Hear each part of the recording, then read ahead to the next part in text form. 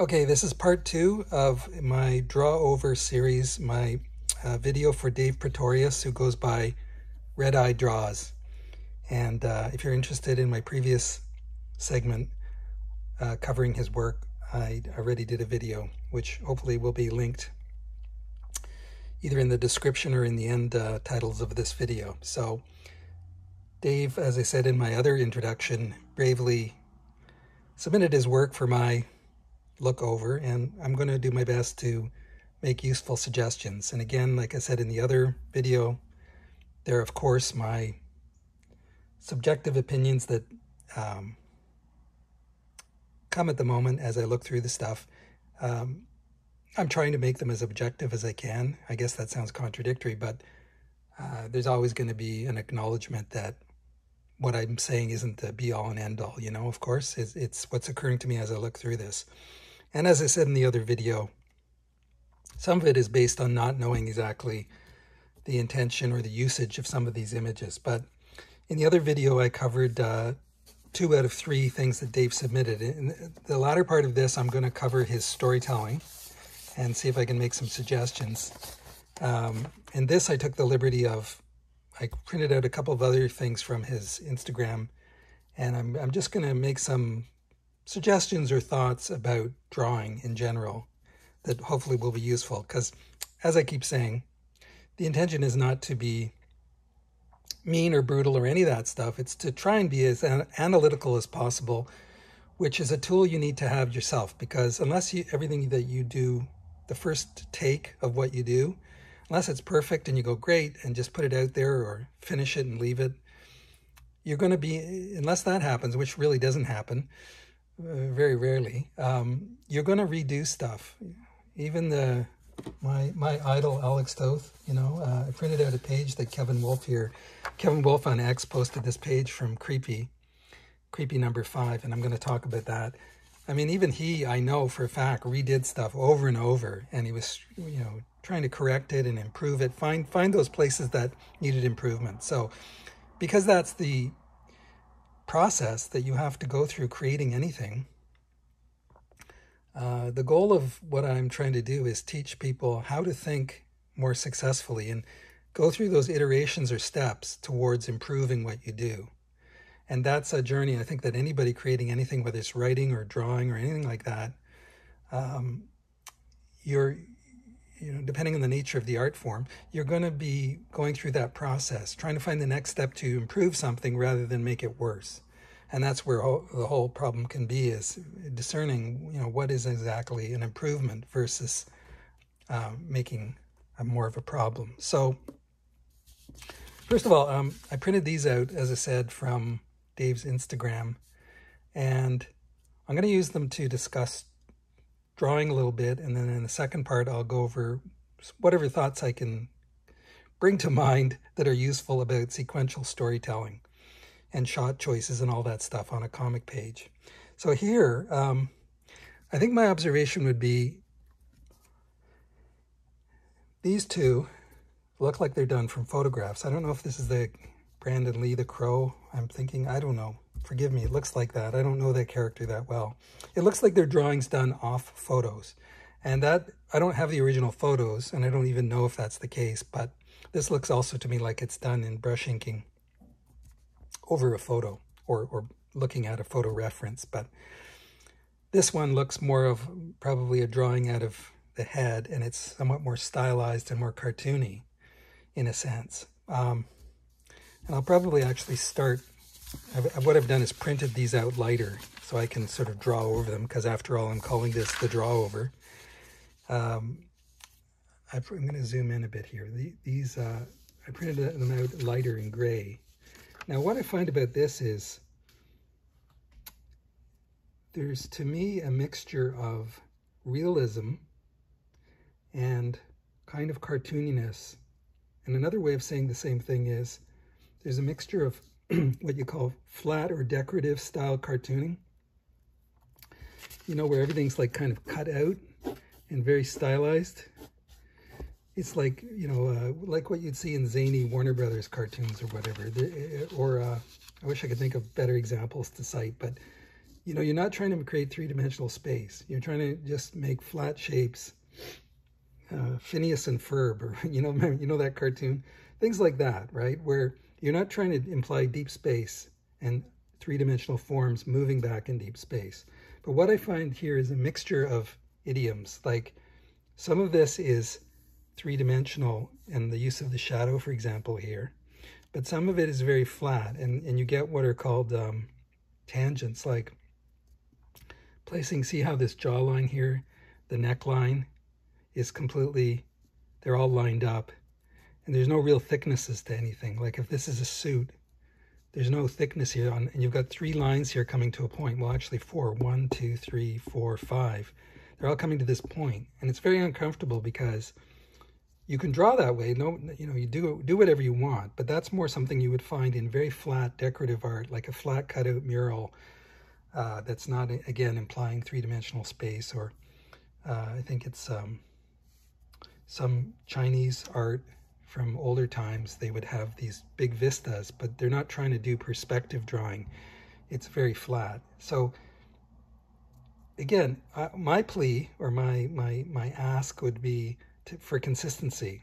So if you're going to try and do a style, make the elements of that style consistent.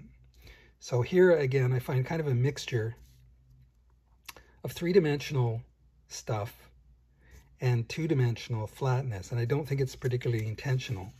But I think that, you know, my goal here is to put that out there as a concept and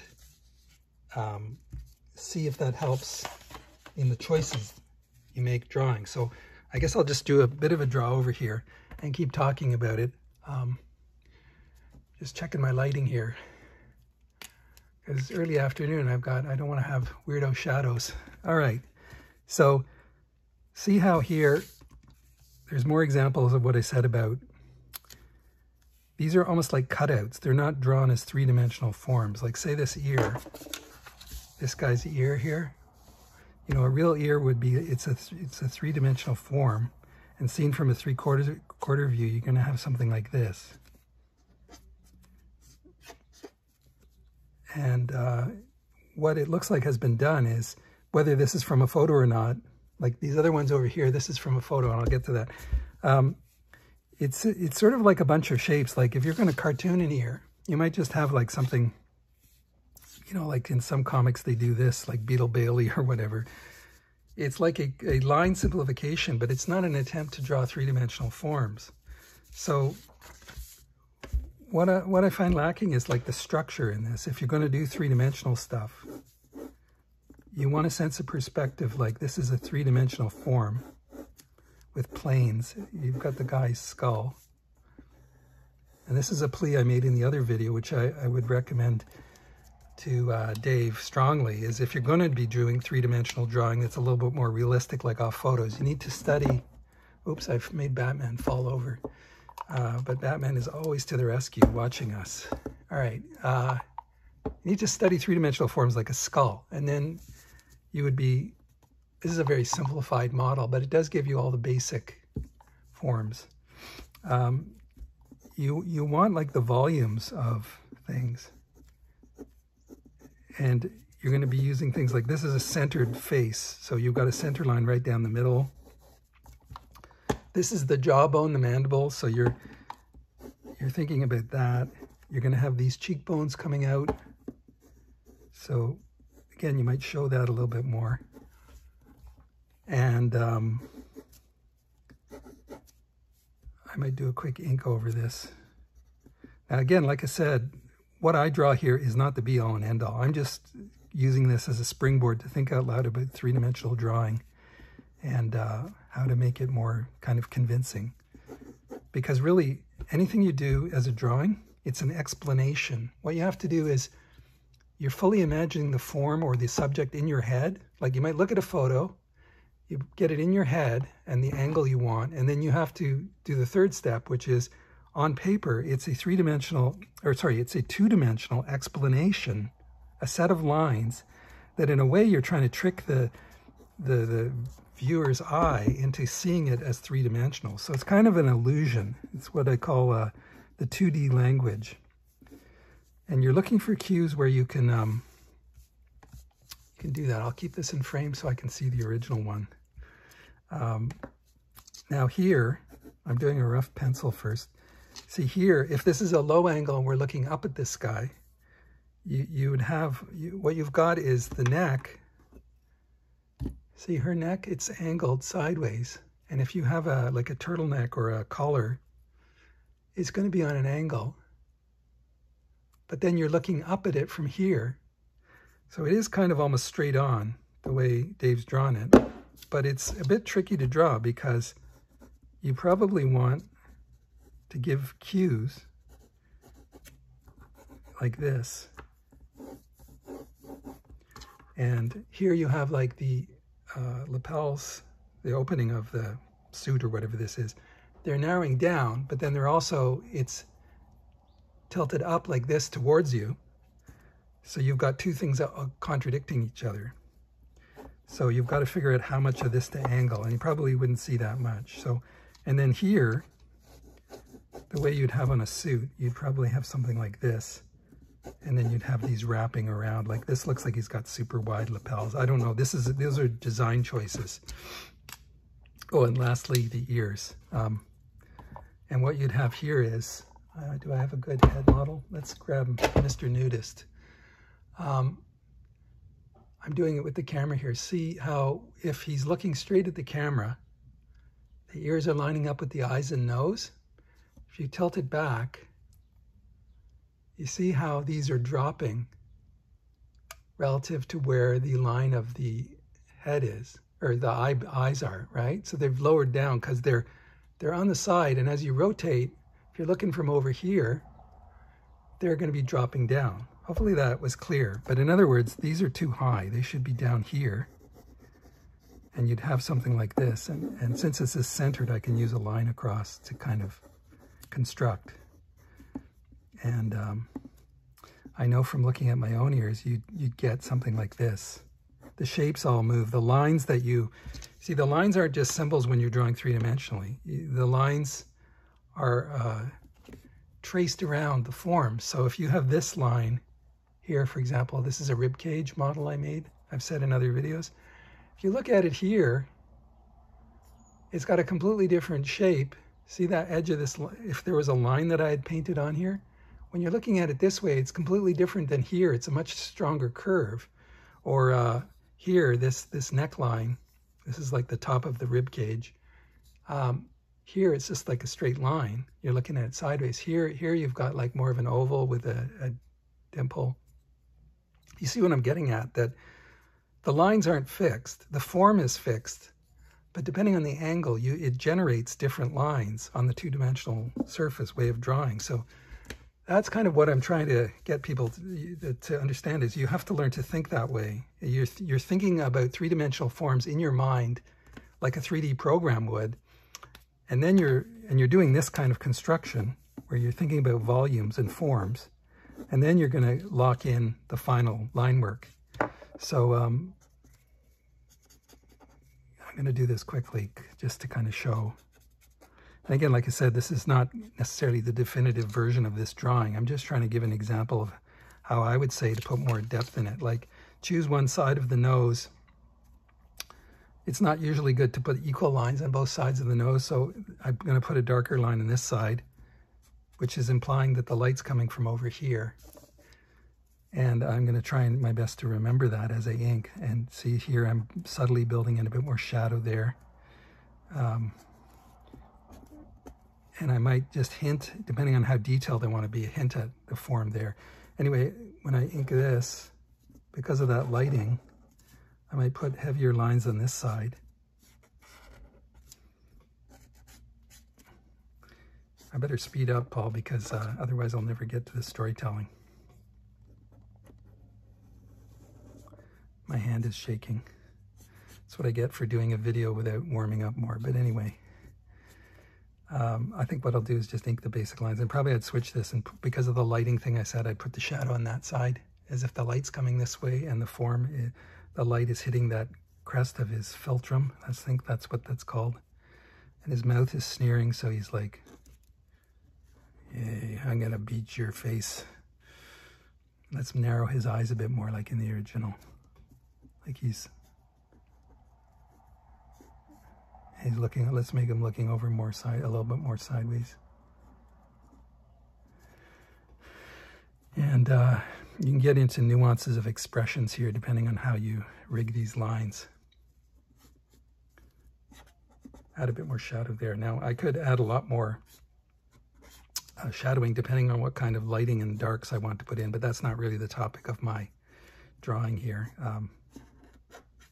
These expression lines become cartoon lines for what type of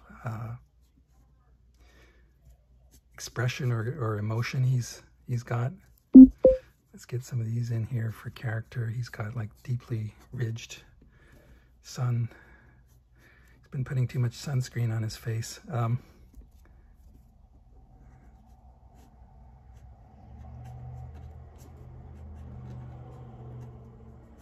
And then again, we're being careful here to try not to line all these up. Like, they might be close, but make this different. So then when you get this silhouette, it's got variety in the silhouette.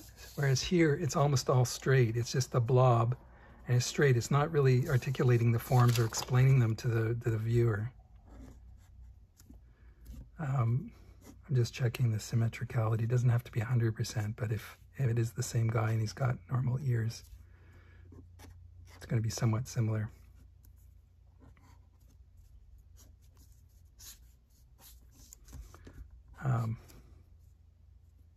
Now he's got some kind of cutout on his here, but I'm not actually drawing that right now. I'm just going to do the form. And like usually what I find is useful for inking or drawing is draw it in the way that it would naturally flow, like this lapel. Like, don't go up. I would pull down from, like it's going around. So I would go down, and the same thing off the shoulders. Like, I'm not going to draw up to his shoulder. It just doesn't feel natural to me. It's ink things or draw things in sort of the way they would naturally flow. So, and then there's lighting. Like in this original one, I found that there's just this bit of black. It's very distracting because your eye goes to contrast. So I don't know why that was a choice. Like if it was up to me, I would put, even with this drawing, a lot more. Let me get a chunky, my big old super brush pen, big brush. The lighting would be from above with this, but you could probably balance it out with a lot more blacks. And you get less darks under the eyebrows if the lighting's from above. But, and maybe I'm putting some on the side, like it's slightly biased to this side. You could throw some of this or all of it into shadow. Let's see what happens if we do that. It's a more stark way of lighting if you're not bouncing any light back in there. See, anytime you're doing inking, this is getting into a bit of a separate discussion than pure drawing, but you're creating design shapes, and they're like flat design elements and shapes and amounts. And so you get into what are the shapes, how are they arranged, and how much are they drawing the person's eye who looks at it, because your eye always seeks contrast. And you're trying to imply form, but you're also trying to balance the design so you don't obscure anything too much. And that gets me back to what I said in the other video about clarity. You want clarity. You want people to actually just look at it and go, okay, I can read that image right away. And figure out, like decipher, just by looking at it, what it is. I'd probably add something there. That's maybe a little bit too much, but I would move that line up. And this I would, like I'm doing in the other drawing, I would change, make more like this. And get a bit of angle there, maybe to show the form more. So, okay, so you see my point here. I'm saying to think more about construction and think more about three-dimensional drawing rather than flat. If you're going to do flat, that's fine. Nobody's saying there's no law. Like, just make it more consistent, and I would make it more with flat symbols and make the whole thing flat, not put in lighting like on the original one that suggested depth. So, okay, that's enough for that one. I'm going to keep moving. This second one is is also probably from a photo. My desk is getting overcrowded here. All right, housekeeping. Let's zoom back out a tiny bit. I guess here would be sort of a recap of the same idea, is that this looks like it's done from a photo, but basically the photo has been followed, like the lines and masses, but there hasn't been a sort of a full understanding again of the skull and of how to clearly get the structure in. So it's often with photos, you have to do editing. And again, there's like, if you look at this, there's a confused lighting. Like even in brush lines, you need to be thinking about the lighting. So we have a, if you look at this as just a, like say I'll put this upside down, just as a pure bunch of masses, your eye kind of goes here because it circles around here because there's darks, maybe a little bit here, but then you end up sort of here locking in because it's got the biggest mass of dark, and your eye always goes to contrast. And there are many kinds of contrast. This would be contrast of like light and dark. There's also contrast of things like line forms. Like for me, because you tend to look at the eye areas of people and the face zone to read expressions, it's just a natural human thing we do. I somehow really lock in on this line. It's very intrusive. And again, it's not really working with the lighting. Like in the photo, it looks like if you have dark under the brows, like under here, and the eye sockets and brows, it would be like what we have here, is that there's a light from above and everything underneath is dark. So it kind of looks like what we have here under his chin and the cigarette. But the inking is not really working with that. There's kind of very inconsistent here, like that's his neck, but there's suddenly like a lump. I would say you have to be much more careful if you want a really solid result. Like, let me see what I can do to... Now, this may not end up looking like the photograph, but I'm going to try and inject as I go construction and volume. I'll do a quick pencil. And again, I'm thinking about the skull. And I'm always balancing both sides. And again, we have a centered drawing, so you can think of equalities. If the head was turning, then you'd have one ear showing more than the other, and so on. And here we have the reverse case. His head is tilted down. So in the other drawing I just looked at, his head was up like this. The ears look lower, but because the ears are over here, when you tilt down, the ears are going to visually appear higher, which they do here. See how they're above the eye line?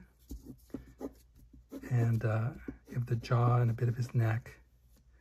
And then you'd have the jaw here. What I'm showing here is you always have to think of the big masses first, the big volumes, like the head, and not be distracted by that. Now, of course, on top of it, you're going to have like the hairline as a mass, and it ends up like a shape, sort of like that. And then you've got an uneven hairline there because it's not like fully coiffed. And mustache, again, see here the way it's been inked. I can't really make out, like, is that smoke coming off the cigarette, or is that like his big old mustache? And where does the mustache end and the shadow under the chin begin? It's not been made clear.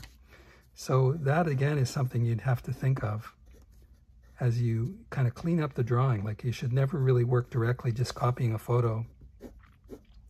Usually you have to make all kinds of adjustments. And a good example I've used in other videos or talked about is another amazing illustrator. I don't always talk about Alex Toth. Norman Rockwell is like just an incredible artist that he took reference photos, but then you can see in one of his books, I think I forget the name, it's called My Life as an Illustrator, something like that. He's got examples of reference photos and how he used them and altered them. Now here, you've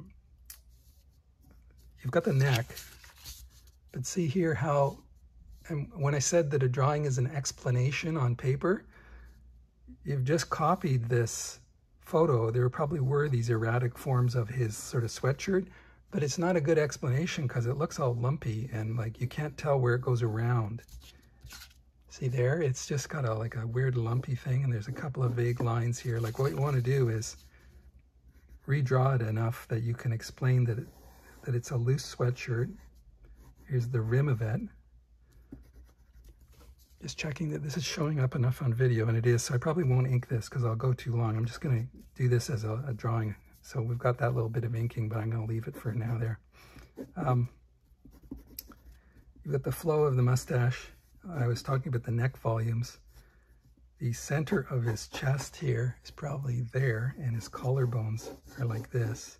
So you're going to have the neck muscle there, and you might have a kind of a crease there because his head is turned relative to his neck. And you're going to think about silhouettes of everything. So if it's one of those sweatshirts that's got a bit of like a pulled up collar area, you can have it like that. But again, you're probably going to have, you might have to do a lot of editing here, which is where the creative work comes in. You take some cues from the photo, but you have to make a lot of design decisions. Like I'm showing that there might be a little bit of his collarbone there. And then for the shadows, if you're going to do top lighting, you might have a bit of the cigarette shadow, but you'd have a bit of the chin. You might have to edit out a bunch of it. You might have the solid black under there.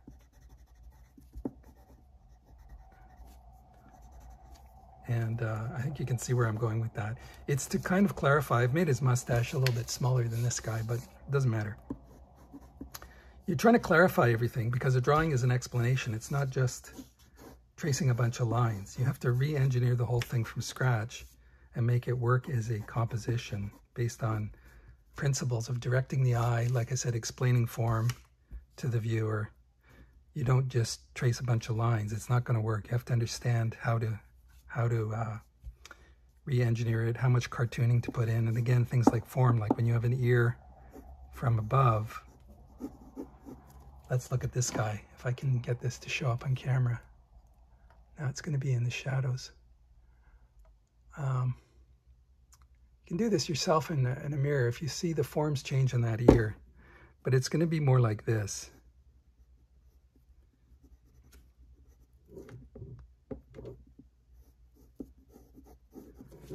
And that's actually another useful tip, is just to use mirrors as much as you can. Okay, that's enough for that guy. I think I talked about the basic principles there. Same thing. No mute button for coughs here, unfortunately, folks, so you got to listen to me coughing. I'll show this guy really quickly, but I think what I have here is, you know, it's okay. It's not like I'm going to really say bad things. I'm going to just make observations like, see how you've done the slashy rain? That's okay, but you've got what looks to be rain pouring down this way, which is cool. And you've got random rain lines, but particularly you've got this X here, and it's very distracting. Like your eye just is pulled over there to that, like as a design element, whereas you really want to probably be looking at him here. He's crouching, he's evil guy, and it looks like he has a gun, but I can't tell. I really can't make out what the heck that is. And then I would say things about the perspective, like it's not been consistently done. Like if you've got this as being the main perspective and you've got lines over here, because we're doing an upshot,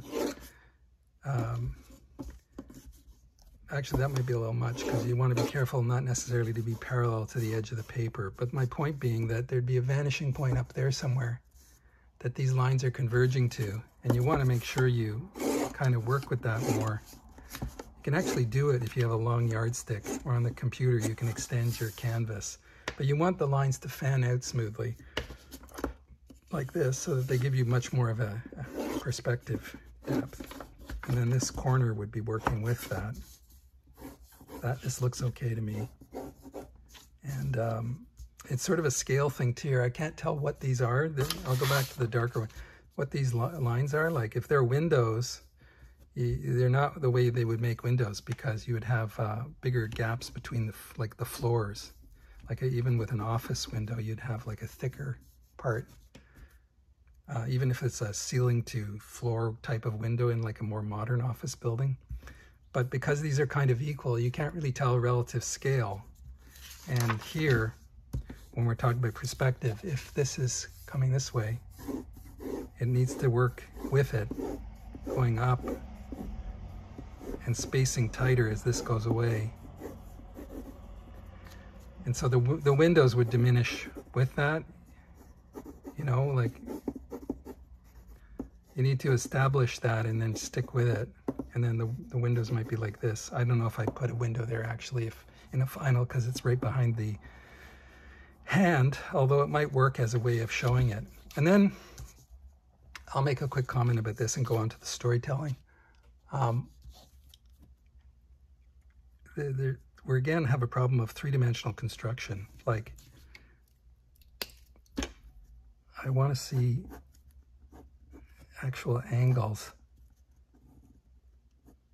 of this guy. Like, is his head down? I guess it's the crow, I don't know. You tell me, but you've got to first rework out all the anatomy of the forms, like the forms in space, what's actually happening here.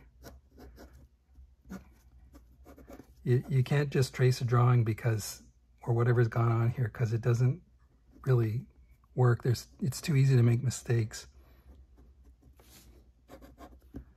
And we've got the hand.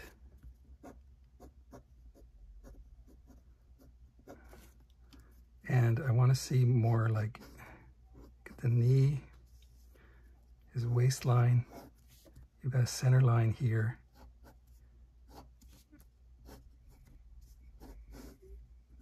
The other knee.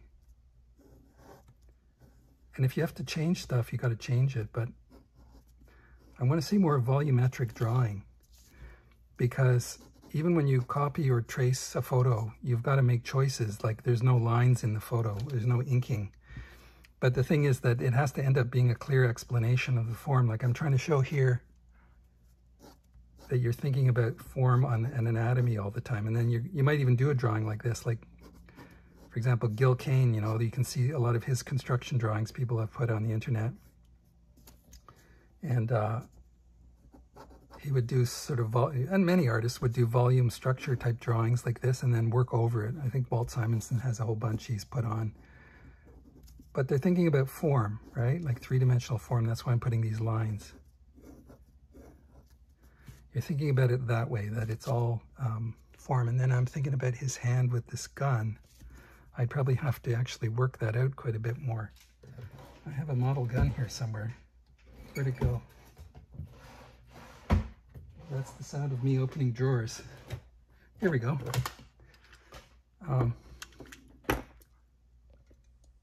Don't worry, it's not real. It's a cap gun. But and it's not the kind of gun probably that he would have, but I'm trying to think about the hand. You would get reference, right? Like, I'm not in the right angle for this drawing, but you'd want to get reference and actually look at it in the mirror. And anything trickier like that, you want to understand, like, how is that hand? Has he got his hand on the trigger? How is he holding the grip? And I'm saying this is helping me a little bit. See if I can work it out. If his hand is like that, well, if he's got more like a 45 type gun,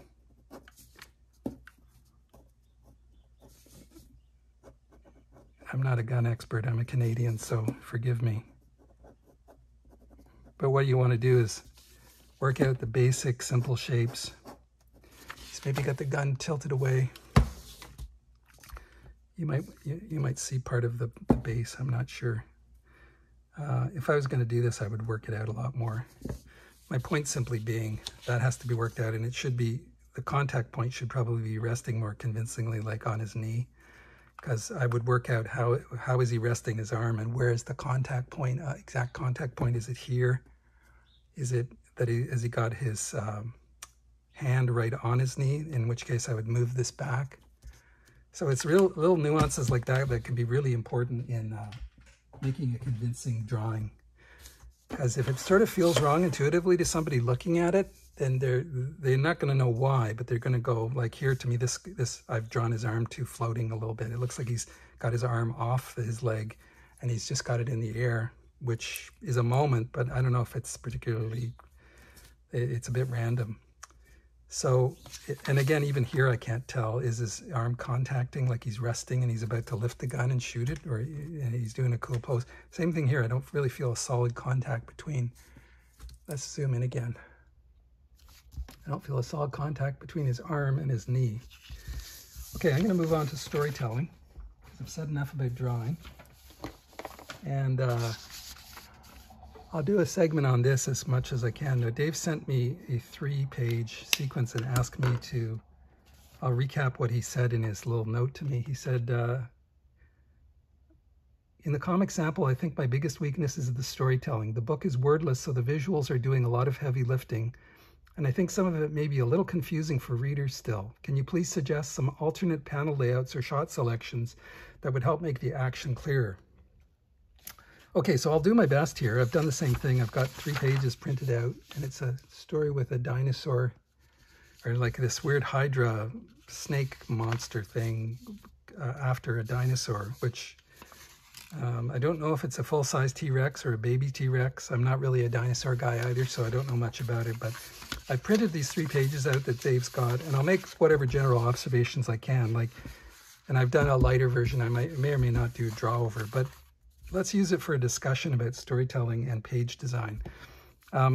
So first of all, he's asking me to make shot choices clear and stuff, and the storytelling clear. But the thing is that to fully do that, I would have to know what this intended story exactly is, you know, as words or as a description. Like, I have reverse engineered by looking at these pages carefully. I've tried to sort of slowly figure out what was being gotten at here.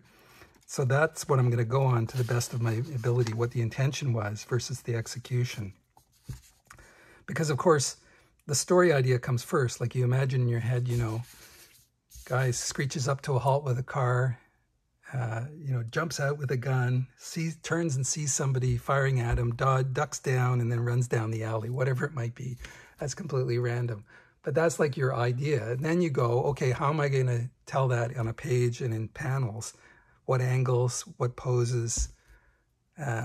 You're thinking about things like action and emotion. So you're explaining action, but you also want to show emotion, because the emotion and the character relationships are what draw people into being interested in it. So yeah, so I'm saying that I don't exactly know what Dave's story was, but I can kind of infer. So there's this kind of smaller T-Rex type guy, and he's confronting this big Hydra, which, see, at first I didn't really know what it was, but as I went later in the story, I don't know if that was intended to delay the revelation of what this is, but you can see it here more fully on the last page. It's a monster guy, lizard thing that's got these snakes in its mouth. It's like an alien type thing with these jaws that open. And I mean, if that's your thing, that's cool. I would say it's a very complicated design to draw, and it's very challenging to draw this repeatedly. But having said that, when I look at this, like, I can look at it as a page. Oops, let's zoom back, people. I can look at it as a whole. I could look at it as if these were intended to be a 2-page spread. You can look at it that way, which I don't know if these were in sequence. I only got these 3 pages. And then you're always in a comic, because people open it, you always want to be thinking about each page as a unit, the 2 pages as a unit, because then people can't see the next one. Usually you want a cliffhanger in the lower panel, which may or may not, in the lower end panel, makes you turn. If you look at all kinds of classic comics, like my example is Hergé, Tintin, as North Americans would say, he always has a panel in the lower right that's like the suspense grabber that makes you turn the page. And you can even find that in the best of older North American comics, that they understood that, which is just good storytelling to keep people captivated. Okay, so here we've got mini dinosaur. Let's go over here. He has some kind of confrontation where there's a standoff. And then one of the snakeheads, which I think is this one, but it's really not clear, because like I said, I had to sort of look at this to, like, the general observation is there's a lack of clarity in the storytelling. I'm really not clear right away on what's going on. I have to really work to figure it out. But as I did that, it looks to me like one of the snakeheads, this one, he fires some kind of his venom fangs. His venom fangs fire these spit streams, you know, of acid. And Mr. T-Rex here, it looks like he's drawn his head turning, like being shocked, I think, because it looks like here there's a hole in the rock. It's in the acid has burned a hole in the rock. And so then he runs off, and he's being chased by the head firing more streams. And he ends up spotting something, and it's a little rock, like a triangle in the rock there that he can hide in a crevice. And he goes inside, and then on the next page, he skids through. I guess this is the other side, but I don't know for sure. But it looks like he comes out the other side and turns, and then he just narrowly dodges a blast of fire from... See, dodges a blast of fire, and then down here, I'm trying to see what the heck that is. Because I think what we have here, Dave, is a confliction? Is that a word? A confusion between illustrating and rendering and storytelling. And what the idea is that in each panel, there should be one clear point. And you should be able to get, it's like beads on a string of beads, like pearls on a string of, like on a necklace, like a chain, right? Or links in a chain is a better way to put it. Each idea, like words in a sentence, should build up into a sentence. The sentences, like in a good paragraph, the string of them should build up into a paragraph, and the paragraph should build up into a bigger story. So in good writing, you're not repeating yourself, and you're making clear what each sentence is, what the function of each word. So here, for example, I've got Rexy, let's call him Rexy, confronting Hydra. So I didn't know what this was when I first looked at it. Now, I don't know if that had been explained somewhere else, but, and again, if it's supposed to be a delayed a suspense thing that you're not supposed to know, like if this is the start of the story, it's very abrupt. I don't know if there are pages before this, and we don't have any background. I would like to see more of a setup at some point of, let's get my lighter version of this so I can start. I don't know if sketching will work here, but these are not going to be final suggestions, by the way. They're just thoughts. Whoops, sorry about that. I got a little focus problem. All right, these are not meant to be final thoughts. They're just me kind of thinking out loud. You've got some kind of rock crest. You could stage this thing we see later, the boulders, back here behind him somewhere with that triangle cave. And, you know, like some kind of ridge or whatever. And you show that it's back there behind him somewhere. We've got Rexy here. And you'll note I'm not attempting to draw well. It's completely crap drawing. But the idea is that drawing doesn't matter when you're figuring out your designs. You're really just thinking of shapes and staging and silhouettes. You're not thinking about fancy drawing. You shouldn't think about that. You should think about, does the blocking work? Exactly like you'd have a bunch of actors on a stage set working out their blocking, as they call it. Like, I'm going to move here, I'm going to pivot here, the camera's going to come in here. They're not thinking about the finesse of each acting moment. They're thinking about, does the basic shot sequencing work? And it's the same with the comic book. So I don't know if you would want to here have, I don't even know how to draw this guy, so forgive me, but say you had more from this angle, that we're behind him, and there's a giant eye. I think I need a thicker marker here.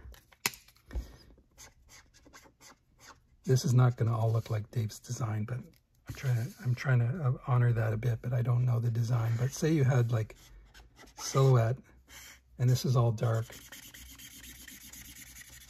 and it's coming in from the foreground, and you had maybe the hint of an eye, and you're suggesting these snakes or whatever, and this guy's more looking at us, and you've set up the three-dimensional place like it's the desert, rocks, maybe distance, got more snakes here coming out of his mouth. He's being threatened. So what's the point of this panel? He's being threatened. Maybe hot desert sun, baking down, another element. And next you need another progression of the story. And what the problem I have with this, as it was originally done, is there isn't really a progression of emotion. Remember how I said action and reaction, action and emotion? You always want action, reaction, right? It's like a step-by-step in tandem thing that you do in storytelling. So here, Rexy's being threatened by Hydra, but I can't tell his reaction here. I've got these little lines, but his jaw's not open. There's no expression. There's no even eyeball that I can see in his eye. So I don't know, like, even if it had an eyeball, like, that was small, he would be, like, startled. And if you put the lines up here, not here, he would be like, oh, holy crap, this is like a giant Hydra that's threatening me. You could have his mouth open a bit if he's shocked, right? But again, that's a story choice. Like, I don't know what Dave's story is, if he wanted this little guy, Rexy, to be brave and not scared, or do you want him actually shocked, like he didn't expect that? The Hydra's mouth popped open and all these snakes are now threatening him, like it's an extra threat. See, I don't know the story. I'm just ad-libbing here based on what I see. But you want emotion, like show the emotion, reveal it to the reader. And now, the next thing you'd want is, whatever he's doing, are you escalating the threat? Or there's no words in this comic, so I'm not hearing a banter, like Rexy's not saying F you. You know, is he giving him the finger here, going like dinosaur finger, like F you? And then these guys are coming in more threatening. See, I'm not seeing that they're coming in more, because relative to up here on the page, see how they're at the snakes are at the same placement? So they've not advanced into his space more. Like, say you had, let's see if I can do it. Say this was more 3/4 a little bit, just to work with the shot. And he's like, oh my gosh. And he's like frowning. I told you I'm crap at drawing dinosaurs, so. You could have his mouth open and it's like, holy crap, I didn't anticipate this threat. And then you could have these snakes. See how there's like a distance here between the two, the proximity? You could narrow the proximity. And oh yeah, there's like maybe explanation lines, maybe some reaction, like, yeah. And then you've got this empty here, so it's pretty empty there. I don't know. That's a little bit distracting having it that empty, but I'm going to leave it there for now. You could even have another panel, but again, that we get into a more complicated explanation. Here you might want to show, I'm trying to think this out, you might want to show maybe a down shot of this rock. Like I said, I have no idea how to draw T-Rexes, but maybe, like, I'm just looking at the other drawings trying to do my feeble best. Maybe a down shot with the ground here, because you want, another thing with this is there's not much perspective or camera angle work. There's no indication of, like, it's sort of vague. So, like, you want to always be going like up shot, medium shot, close up, far away, down shot. You want to have reasons for that, but you need variety. So maybe if this was a down shot on the ground, like this one up here is relatively sort of neutral with a bit of upshot on this rock that he's on. And then we've punched in close to his face here in the next panel, getting a reaction. His nostrils could be flaring. Just, what are T-Rex nostrils like? I don't know. And I see in this earlier drawing now, I'm noticing there's a slash on his nose. Maybe he was in a fight earlier. So that's good for character. And again, I said that I don't know about Dave's story, but that's good for character if he's been all slashed up and he's like bleeding a bit. He's like been chased across the desert and now he's cornered. I don't know. But here what you probably want is forget about these other guys. Get this one snake in that's going to be our main threat. He's coming in much closer. And see how the proximity, he's narrowed the gap. And you're just going to hint at the other ones. Those are like a dark mass, you know? It's like you're just suggesting that they're still there, but you've focused in on one of them. Now you've got a reverse angle, which is going the other way, which is almost like a point of view shot of Rexy looking back at the snake. But I want to see here much more clearly the threat, like maybe rearing up, show both of his eyes angry, down, get those fangs bigger and have the venom wherever these venom shooters are. I don't know about snakes, but I have it coming much more obviously. Like, see, in this original one, it's kind of feeble. It's just not clear. There's a bit of spit. That's cool, like stuff flying off. But like, have it like he's super pissed off and he's firing these beams at him. And again, here there's a background of black. It's very distracting. Like, it creates greater contrast. And I don't know why. It's like, it's just too dark. You don't need to do that because it almost implies like night against this whole page. It's just really not working. And I haven't really even gone into the whole thing of eye paths. Like, you want to be creating a pathway through the page. There's something of it here, but it's really not that strong, particularly because there's these giant blank spots here, and then there's suddenly like a really arresting dark. So now he fires snake venom, and now what we want is impact. Like I would see here, and as I say, if I'm hesitating, I'm just ad-libbing all this. I looked at Dave's comic and tried to get the basis of it, and now I'm just doing this as my recorded live stream. It's like the point of this is clear. He's shooting, but I was trying to say it should be somewhat more obvious and stronger and more dramatic, like put more perspective in it. If you're going to do a point of view shot, you could have done this shot from different angles of the snake shooting. But now you want to show the reverse, the result, like there's action, and then you want to have reaction or result, right? So, because a comic is just a sequence of, you're giving people sequences of like words, and in this case there's no words, but words and pictures combined, little morsels. And the reader is imagining the rest in their mind, in the gaps between those panels. That's the whole delight of comics. So you want to make sure you're always supplying enough morsels for people to, in their imagination, to comprehend the story and imagine the action. That's the fun of reading a visual. You know, a comic is words and images, whereas a book with prose is just words. Words are themselves just images. They're symbols on the page, but it works in a different way in our mind or brain.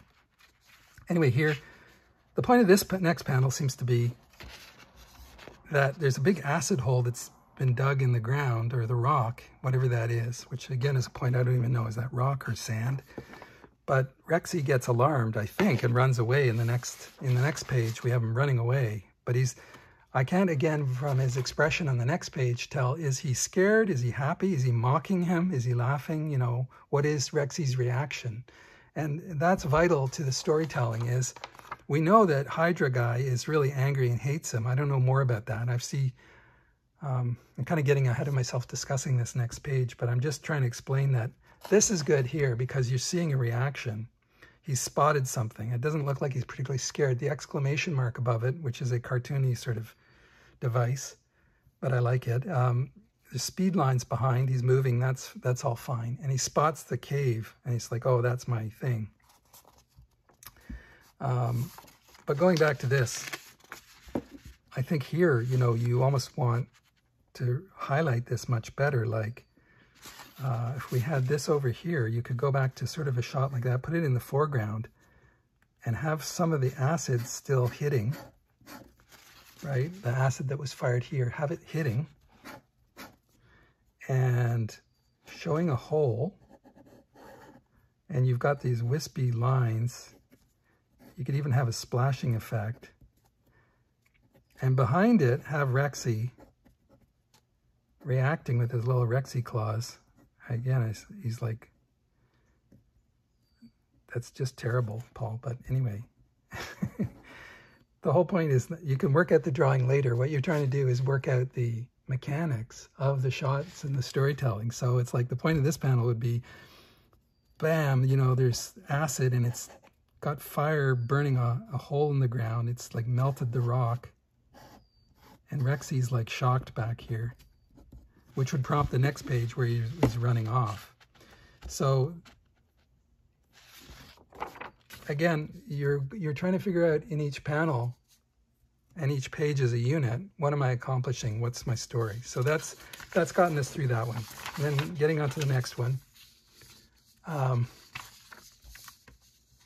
Rexy's running away, but he's turning back looking, and that actually is very confusing to me, but I don't even know if I have time because I've said that I don't want to make these videos super long, but what I would say about this is you need to separate these silhouettes. If he's, and we're not clear where he's running, like if he's running on that desert plain, just get more depth in there. And dynamics, just even that will give it a lot more. And you might want to have him, again, I said I'm crap at drawing dinosaurs, but if he's going to be turning and running, you want to show running pose, so his leg silhouette thing. How does a T-Rex run? God only knows. The things I get into with these videos. Anyway, I don't know if you can see that. It's very crude, but he's running off panel. He's looking back over here. You need an expression like, he's scared. And where's his little Rexy tail? You know, his legs. You want to show running pose. In the original one, it's just not clear at all. Like, if you made a silhouette tracing around the edge of this entire Rexy dinosaur, it's very blobby and weird. There's no other second leg shown. You've got one leg here, but where's the other one? You want to make it like you can see him running. And again, I apologize for my crappy dinosaur drawings, but the point being, this is very dumb and cartoony, but the point being that like you should be able to just decode it and go, what is it? And if this guy's chasing him, my suggestion would be don't have the two silhouettes touching because it means he's already caught him visually. Have them separated. Have this hand, if the hand is the big threat, have that big claw about to touch him. And then all these other, it's too complicated for me to draw, but the fang teeth guy here, you know, down here, and then they're firing streams. You could have one whizzing by here and just exploding the acid streams, barely missing him.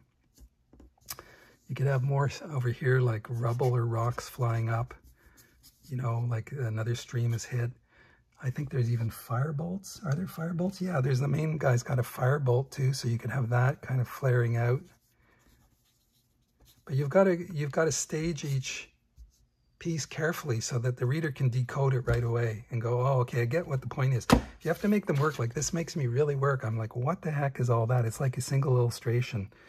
And again, I hope I'm not sounding mean. I'm just being honest, which is the whole point of this kind of critique. It's like, it's cool, but it's not well explained. You've got this crisscross streams here, right in here, where his tail is. You're creating an intersection point where your eye's going to look, because you've got this one stream here of this two acid streams, but it's like a unit. Then you've got this snakehead firing these streams. You've got the tail there and a bunch of other things, and it's like your eye kind of locks in here. Your eye should really be going to like Rexy's reaction, like, because that's what you're interested in. There's a relationship here. This guy's really aggressive. There's all these snakes and crap flying at him. There's almost got him. And you show that by having him almost touching. You show a low angle here is dramatic to show the ground rushing at us. And that's going to take us into the next thing where he's like, holy crap, okay, safety. You know, like maybe show a bit of his mouth like, okay, there's somewhere to get to. And then that's good over the shoulder. Okay, I'm not going to change that much. Hopefully people can still see that. There's this cave, and he's about to maybe make him a bit bigger. And he's coming in out of panel. Crap, dinosaur drawing. You gotta study dinosaurs. That doesn't even remotely look like a dinosaur. But the point is, he's going towards this cave, and he's almost there. He's not in that dark spot of the cave, but he's like about to get there. So that's suspense visually. Now this would be great to use a full silhouette. We've got cave here. Have Rexy, his mass inside the cave. Maybe it's just his tail, like he's made it. And then you've got snaky Hydra guy chomping away with more flames just outside the cave. I don't know if that even reads, but you see what I mean? It's a reverse angle. I'm going to go to the next page because I'm going a bit long again here, as I tend to do. Lastly, analyzing this page. it looks like he's supposed to come out the other end of this cave, and then he's like this little refuge crevice, and he's skidding and turning to get away again. But what would have been much more effective, this is okay, that he's got the guy here, that reads to me, although it could be clearer, like have if he's skidding, really exaggerate it, you know, like show this tracks.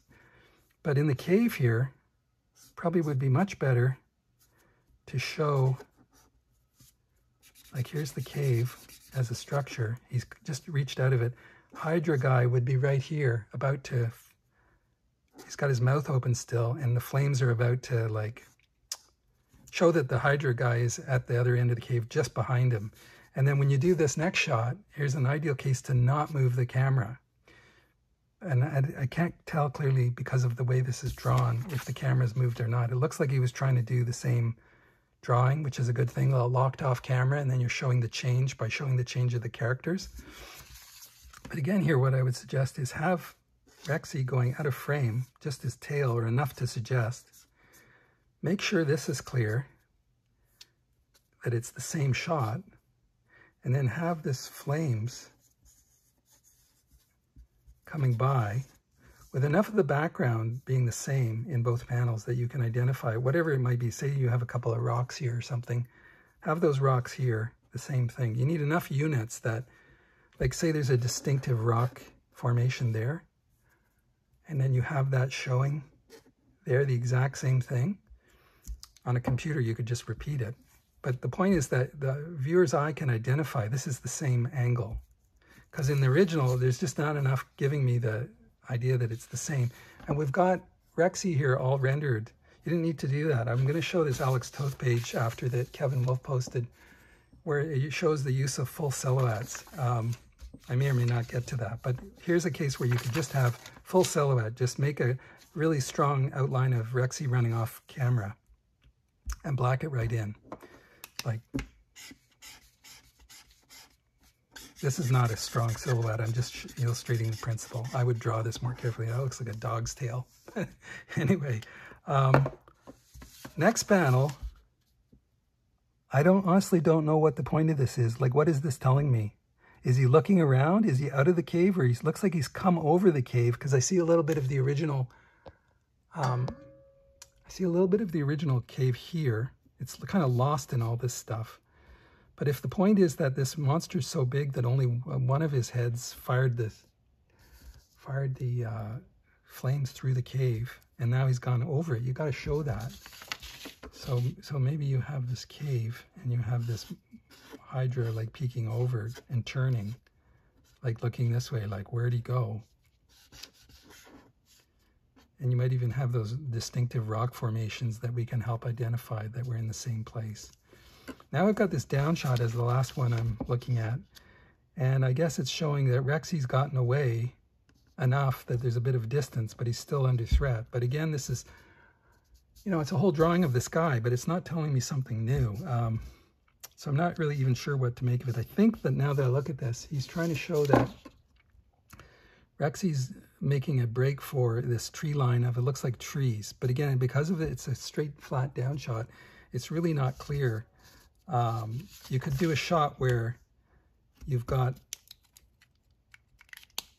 you could either do it behind this Hydra with Rexy small, or you could do it the reverse way, which would be, say you have a bunch of trees in the foreground, like jungle, vegetation. Imagine this is all blacked in. And you have enough, whatever kinds of trees there are. Is it primordial trees? I don't know. But, you know, and you're showing that in the foreground is refuge. You could have Rexy here, as they say, booking it towards us, with his arms like pumping up and his little tail going. And then you could have like the Hydra, again, like rearing up right behind him, chasing him with his snaky tongues, you know, and maybe firing again if you want to create suspense. But you're showing that there's refuge or some kind of new element here in the foreground. And again, you could do it the other way. All right, I've probably said enough about that. I want to briefly show this as I round out my desk here. This is something, as I said earlier, that Kevin Wolf posted on X, which is a cool reminder of how great Alex Toth was for this stuff. I don't know how well it's going to show up here on my camera, but it might be a little murky. But when you see the original printed, it was in Creepy Magazine, and it's a really good masterclass in the use of planning, like all his work is, really. Particularly, I guess I would focus on just the use of silhouettes as a way of rounding this out. That, see here, for example, Toth has the restraint that in this panel, the point is, there's these grave digger guys robbing graves. A night watchman with a lantern in this panel comes and finds them, and he runs at them. And you can see the boots are kicking up dust, like rubble. So that's a good little detail for action. Anytime you can put stuff like that in. He's got his lantern, it's casting a bit of light, and he's going, "What's this? Monsters, ghouls." And in the next panel, you know, it's like action, reaction, right? But he's had the discipline to just make these pure silhouettes. And you're focusing on reading that action. This guy spins around. See, in the other panel, he set up this line here. It's the shovel. And now you can see that he's picked up, this character's picked up the shovel, spun around, and whacked this guy, unfortunately. His hat's flying off. Great action. There's dirt and stuff. The lantern's flying up now. See, we saw it down, and he's reacted back. There's a strong diagonal. And the fact that he's made it silhouettes means you just get you grab the action right away. He hasn't bothered showing you how fancy he can render it and do all the lighting, which he obviously could do, like in the other panels or in all of his work. But he's just got the discipline to say, here, the point is, explain the action, make a strong silhouette. The reader can imagine the rest. He's got one leg of this poor night watchman kicking out. His other leg is back. And because he's used a white sound effect here, it really emphasizes that. And the sound effect is placed against and leading you into the point of impact. And in the lower panel here, he's got, again, another complete silhouette, because what it tends to do is focus the action. Like you just read that, but you're going to look at this part here, which is now we've had a change of setting from this graveyard. He's got these curtains. I think it's in a shop, but there's enough of curtains shown behind this character to indicate that the setting's different. And here's somebody, I forget the story, but he's selling these, they're selling these bodies for, you know, horrible medical experiments or whatever it is. And you've got this man peeking under this sheet, and he's got just 1 foot of the poor dead watchman poking out. And see how it's explanatory. The black has got lighting, the lights and darks, but it's also very, very powerful visual designs, like black, blob shapes. And it's all been very carefully planned. It's the subject of another whole thing. I've talked about it in other videos, but it needs to be many more videos. It's the whole thing of having eye paths through your work. Like, I don't know if if it shows up clearly here, but Toth is clearly very aware of this. Like, he's put these tree branches in the top here. It not only helps the setting to make it spooky, these limbs, but it creates a line where you go right in. And the same thing with like the line of this, and then it stops with leads into and stops with this hat. And the same thing with this, bringing you back, the ground being shown here brings you back down into the next panel below with the word balloons. And it's called eye path, that you build the page as a whole. You're thinking of each panel as a separate unit, but you're making a flow line that's a very seamless line through that the reader can follow between the words and the pictures, which is a bit different from Dave's comic because he doesn't have words. But anyway, that's again something for more videos. I've gone just over an hour and 10 minutes, so I'm going to stop it there. Thanks for listening. I hope that was helpful, Dave. Just my thoughts on your work. I just think my general advice would be go back to the earlier stages of planning and really try and understand more about shot choices and clarity, like being really clear so that the reader can follow each each link in the chain and not be lost or confused at any point, because that's what's going to build up into a gripping story. And to think always about action and reaction, action, and emotion. Because you've got events happening, like the running around, the flames here coming, or the acid being fired, you know, running, jumping, all that. Those are the events. But what you want is the internal, is the revelation of emotions to the reader, or the suppression. If you're purposely hiding them, that creates suspense. But that's what storytelling is. You can't just show a bunch of drawings that are illustrations and not have the proper connections. Toth used to talk about this always, that the true art of sequential storytelling is somewhat lost. Although I would say in the best of things, like, this is again switching over into animation, but in the best of what Bruce Timm and the crew did on Batman and Batman Beyond and different series, they definitely have a very strong grasp of that. And it's a little bit of a different form, of course, because you've got time and sound. It's not still frames of comics. But it's not like this art is entirely lost. But I would say, as I've said, I think on some streams or on X, the whole thing that Toth was after, and all people of his era that developed all this, is that they weren't just illustrators. They weren't doing fancy drawings. Like, Toth clearly was interested in doing really good, excellent artwork. But that, as I've said before, is really just the icing on the cake. What really makes something work is the substructure, which is not a matter of fancy drawing. It's a matter of planning and design. And it's a matter of what I call the 2D language. And that's something more abstract. You can't find that like in a given photograph. A photograph won't give you that. You can't even see it, obviously, on the pages unless you start looking for it. But once you understand what it is, you can start looking at artwork with new eyes. You can see where it's really been put in. Like in the greatest of classical paintings, this idea of planning and shapes and composition and staging of things using the 2D language, it's very powerfully there. I don't have examples right now to show. It would, again, make this too long. But it's a really powerful thing when you understand that this language, it underpinned all kinds of older art. And it's somewhat been lost now in the flurry of visual domination. Like, there's so many images and so many kinds of images that have been generated with computers and CG and, you know, flooding onto social media, a constant barrage of images. They are not all designed images in the way that an older artist would have designed a classical painting, or even an older, if you want to call them classic comic book artists. Neil Adams, Kubert, Toth, Nick Cardy. Yeah, where do I stop? There's literally a few dozen of them. Buscema, Jack Kirby, Roy Crane in the newspaper field, Noel Sickles. They all understood this thing of designing storytelling images. It's not the same as an illustration image, which might be a fancy drawing of a given object at a given angle.